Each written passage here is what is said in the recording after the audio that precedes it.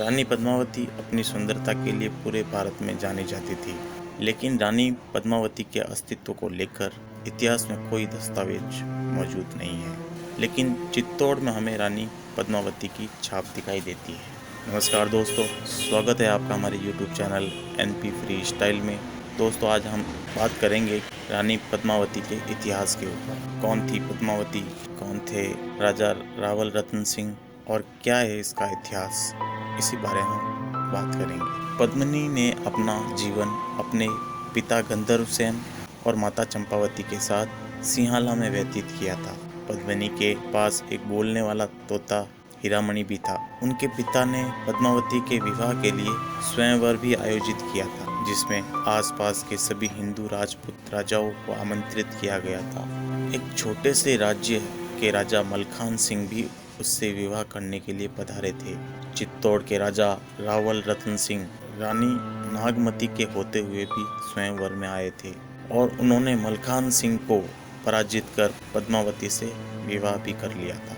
12वीं और 13वीं शताब्दी में दिल्ली सल्तनत के आक्रमणकारियों की ताकत धीरे धीरे बढ़ रही थी। उन दिनों चित्तौड़ राजपूत राजा रावल रतन सिंह के शासन में था, जो एक बहादुर और एक साहसी योद्धा भी थे। एक प्रिय पति होने के साथ वे एक बेहतर शासक भी थे। इसके साथ ही रावल सिंह को कला में भी काफी रुचि थी। उनके दरबार में काफी बुद्धिमान लोग थे। उनमें से एक संगीतकार राघव चेतन भी था।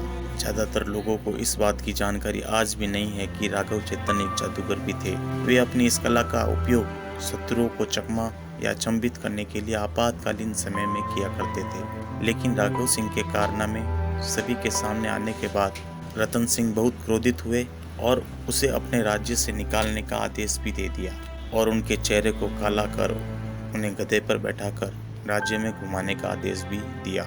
इस घटना के बाद वे राजा के सबसे कट्टर दुश्मनों में शामिल हो गए थे।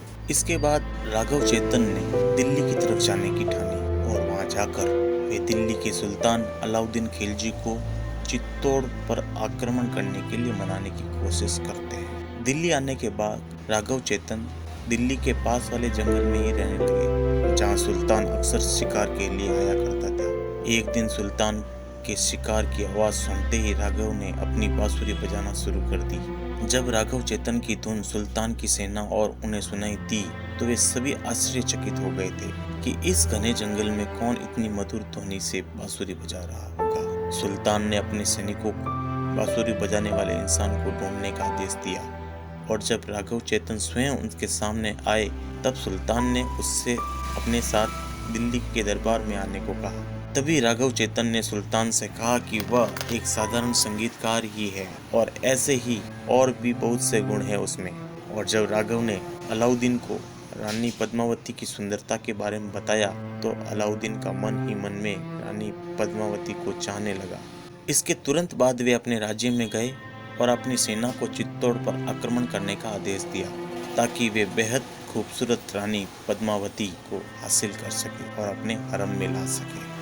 चित्तौड़ पहुंचते ही अलाउद्दीन खिलजी के हाथ निराशा लगी, क्योंकि उन्होंने पाया कि चित्तौड़ को चारों तरफ से सुरक्षित तरीके से सुरक्षा प्रदान की गई है, लेकिन वे रानी पद्मावती की सुंदरता को देखने का और ज़्यादा इंतजार नहीं करना चाहते थे।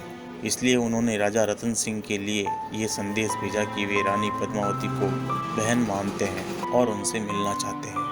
इसे सुनने के बाद निराश रतन सिंह को साम्राज्य के तीव्र प्रकोप से बचाने का एक मौका दिखाई दिया। रानी पद्मावती ने अलाउद्दीन को उनके प्रतिबिंब को आईने में देखने की मंजूरी दे दी थी। अलाउद्दीन ने भी निर्णय लिया कि वे रानी पद्मावती को किसी भी हाल में हासिल कर ही लेंगे। अपने कैंप में वापस आते समय अलाउद्दीन कुछ समय तक राजा रतन सिंह के साथ ही थे। सही मौका देखते ही अलाउद्दीन ने राजा रतन सिंह को बंदी बना लिया और बदले में रानी पद्मावती को देने के लिए कहा।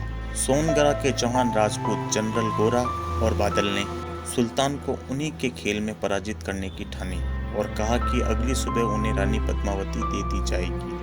उसी दिन 150 पालकी, जिसे पूरी तरह से सजाकर ढककर उसके अंदर शस्त्र सहित सैनिकों से भरकर और हष्ट-पुष्ट सैनिकों के द्वारा उठाकर उन्हें किले से अलाउद्दीन के कैंप तक ले जाया गया। पालकियों को वहीं रोका गया जहां रतन सिंह को बंदी बनाकर रखा गया था। जब राजा ने देखा कि पालकियां चित्तौड़ से आई है तो राजा को लगा उसमें रानी भी आई होगी और ऐसा सोचकर ही वह शर्मिंदा हो गए। लेकिन जब उन्होंने देखा कि पालकी से बाहर रानी ने बल्कि शस्त्र सहित सैनिक निकले और सभी पालकियां सैनिकों से भरी हुई थी तो वे पूरी तरह अचंभित हो गए। सैनिकों ने पालकी से बाहर आकर तुरंत ही अलाउद्दीन के कैंप पर आक्रमण कर दिया और सफलता से राजा रतन सिंह को छुड़ा लिया, जिसमें दोनों राजपूत जनरल ने बलपूर्वक और साहस दिखाकर अलाउद्दीन की सेना का सामना किया और रतन सिंह को उनके सुरक्षित रूप से महल में पहुंचा दिया था, जहां रानी पद्मावती उनका इंतजार कर रही थी। इस बात को सुनते ही सुल्तान आग बबूला हो चुका था और उसने तुरंत चित्तौड़ पर आक्रमण करने का निर्णय लिया। सुल्तान की सेना ने चित्तौड़ की सुरक्षा दीवार को तोड़ने की बहुत कोशिश की, लेकिन ऐसा करने में वे असफल रहे। तभी अलाउद्दीन ने किले के चारों तरफ से घेरना शुरू कर दिया। अब किले के ऊपर पूरा विशालतम अलाउद्दीन खिलजी के द्वारा लगाया गया घेरा था। किले के अंदर खाने पीने का सामान लगभग 1 महीने तक चल सका। अतः अंत में राजा रतन सिंह ने सभी राजपूतों को आदेश दिया कि किले के सभी दरवाजे खोलकर अलाउद्दीन की सेना का सामना करें। आदेश सुनते ही रानी पद्मावती ने देखा कि उसकी सेना का सामना एक विशाल सेना से हो रहा है और तभी उन्होंने चित्तौड़ की सभी महिलाओं के साथ जौहर करने का निर्णय लिया। उनके अनुसार दुश्मनों के हाथ लगने से बेहतर जौहर करना ही था। जौहर एक ऐसी प्रक्रिया है जिनमें शाही महिलाएं अपने दुश्मन के हाथ रहने के बजाय स्वयं को एक विशाल अग्निकुंड में न्यौछावर कर देती है। इस तरह खुद का जौहर कर उन्होंने आत्महत्या कर दी थी, जिसमें एक विशाल अग्निकुंड में चित्तौड़ की सभी महिलाएं खुशी से कूद गई थी। यह खबर पाते ही चित्तौड़ के सैनिकों ने पाया कि अब उनके पास जीने का कोई मकसद नहीं है और तभी उन्होंने सका करने का निर्णय लिया, जिसमें सभी सैनिक केसरी पोशाक और पगड़ी के पहनावे में सामने आए और उन्होंने अलाउद्दीन की सेना का मरते दम तक सामना करने का निर्णय लिया। इस विनाशकारी विजय के बाद अलाउद्दीन की सेना केवल राख और जले हुए शरीर को देखने के लिए ही किले में आ सकी।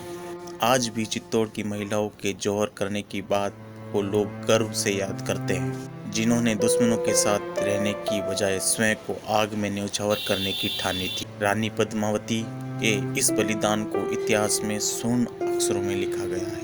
तो दोस्तों, ये थी रानी पद्मावती की कहानी। हाल ही में इस कहानी के ऊपर एक फिल्म भी आने वाली है संजय लीला बंसाली जी की। देखते हैं फिल्म के अंदर उन्होंने अपनी क्या रूपरेखा प्रदान की। तो फ्रेंड्स, कैसा लगा ये वीडियो आपको हमें ज़रूर बताना नीचे कमेंट में। अच्छा लगा हो तो प्लीज़ लाइक करना, शेयर करना और प्लीज़ हमारे चैनल को सब्सक्राइब करना और मैं आपके लिए ऐसे ही वीडियो लाते रहूँगा।